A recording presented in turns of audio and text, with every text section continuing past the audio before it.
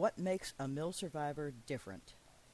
Understanding the past trauma and psychological needs of a mill survivor is the first step in their rehabilitation and recovery. In many mills, dogs are not purchased for breeding. A pup may be kept from a previous litter and used as breeding stock. This practice perpetuates the psychological trauma. The trauma of the grandparents is passed on to the parents, and then the offspring, and future generations. If a young dog, say 3 to 4 years old, is pulled from a mill, the psychological baggage it carries is not its own. Mill dogs spend their lives in small confining cages, receiving little to no human contact. And on the few occasions there is interaction, it's usually negative. From a young age, their companionship is other dogs. Even though they may not be able to have physical contact with another dog, they are kept in such close proximity they can build relationships through the wire. It's for this reason that most mill dogs will accept and bond with other dogs long before they will bond with a human.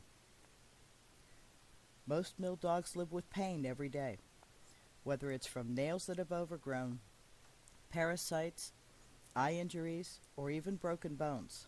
These dogs receive no relief or care. The constant pain alters their brains. A study conducted in 2008 on chronic pain patients found that permanent perception of pain makes areas of the brain continuously active. This continuous dysfunction in the equilibrium of the brain can change the wiring forever and could cause change to neurons and even neuron death. This is not a behavioral issue, but a change in their brain function. Because of their isolation, mill dogs have never experienced normal household sights, sounds, and smells. What other dogs that have been home-raised see as commonplace can be perceived as a threat to a mill dog. Something as simple as a phone ringing or a television can cause anxiety and panic. This panic can present in several ways. The mill dog may shake, become withdrawn, and look for a place to hide, or it can become hypersensitive and bark and growl at everything and everyone in an effort to defend itself from a perceived threat. Another instance that can cause distress to a mill dog is open spaces. A yard or even a large room can bring terror to a mill survivor.